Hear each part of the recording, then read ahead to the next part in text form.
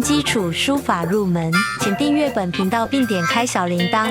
请在 YouTube 搜寻 ADAHR。董其昌曾经说过，古人论书以章法为一大事。刘熙载也指出，书之章法有大小，小如一字即数字，大如一行即数行，皆须有相必相形、相互相应之妙。今天的影片，我们将以明代书画家董其昌与清代文学家刘熙载的经典言论为引子，探讨行草书法的章法。被视为精美的书法作品，除了笔法与墨法之外，章法更像是作品的灵魂，它决定了此书法作品是否能达到字字珠玑、行行如画的境界。在影片中，我们就以行书为例，深入浅出地聊了行书章法。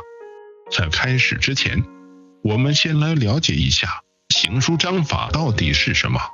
明代书画大师董其昌曾言，古人论书以章法为一大事。此话道出章法在书法中的崇高的地位。接下来，我们将从6个方面来深入探讨行书的章法。第一，前瞻布局，书写前的整体规划。第二，行列交织，行书独特的布局方式。第三，疏密有致，疏密搭配的艺术表现。第四，黑白相生，墨色与空白的巧妙运用。第五，动静结合，行书的动态美感。第六，美丑之辨，什么样的章法才是上乘之作？行书章法的详细分析。第一，前瞻布局，书写前的整体规划。就像建筑师先画设计图一样，书写前需在心中构思整幅作品的布局。字形大小，考虑每个字的大小、疏密以及与周围字的关系。气脉贯通，让整幅作品的气脉连贯，一气呵成。董其昌的观点不无道理，书写之前，心中应以对整幅作品的章法有清晰的构想。唐代书法家徐寿也强调，意在笔前，即在落笔之前，应先在心中对字的大小、位置、疏密等因素进行整体布局。笔者初学书法时也常犯任笔纵横的毛病，后来体悟到，先写小量，仔细推敲，再落笔于大致，能有效避免章法上的失误。第二，行列交织，行书独特的布局方式。行无定式，行书的布局不受严格的行列限制，更注重字与字之间的呼应，自然流动，就像行云流水，字与字之间的连绵变化，营造出动态美感。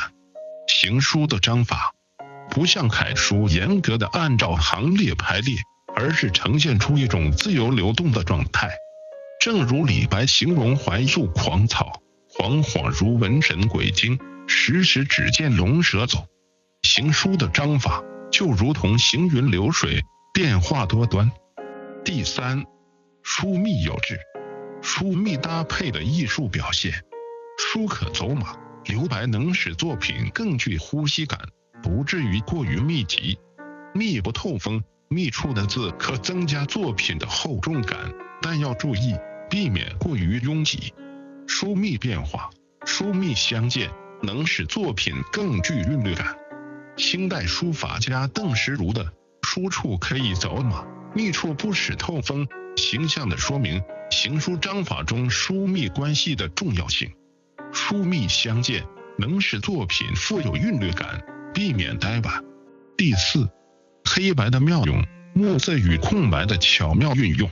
墨色浓淡，墨色的浓淡变化能增加作品的层次感。空白虚化，留白不仅是空白，更是一种虚化的艺术，能引发观者的无限遐想。林载之先生曾说，古人重实处，尤重虚处，重黑处，尤重白处。黑白的对比，实虚的交替，是书法艺术中不可或缺的元素。第五，动静结合，行书的动态美感。动态之美，行书的动态美来自于笔画的飞动和字与字之间的呼应。静态之美，即使是动态的书法，也需要有静的部分，以达到动静结合的效果。行书的动感是通过章法来体现的，笔画的穿插，字与字之间的呼应，都能营造出强烈的动感。第六，美丑之辨，什么样的章法才是上乘之作？和谐统一，一幅好的书法作品，各个部分之间要协调统一，给人以美的享受。避免失衡，要避免字的大小、疏密过于失衡，导致作品失调。一幅好的书法作品，其章法应是和谐统一的，能给人以美的享受。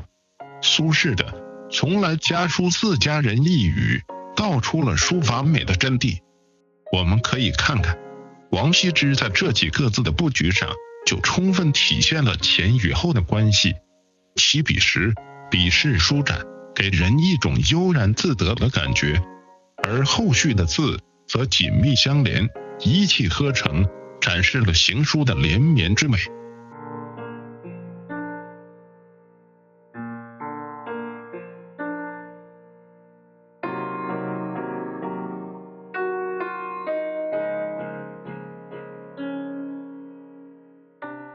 行书的章法是一个深奥且充满魅力的话题，今天我们只是触及了冰山一角。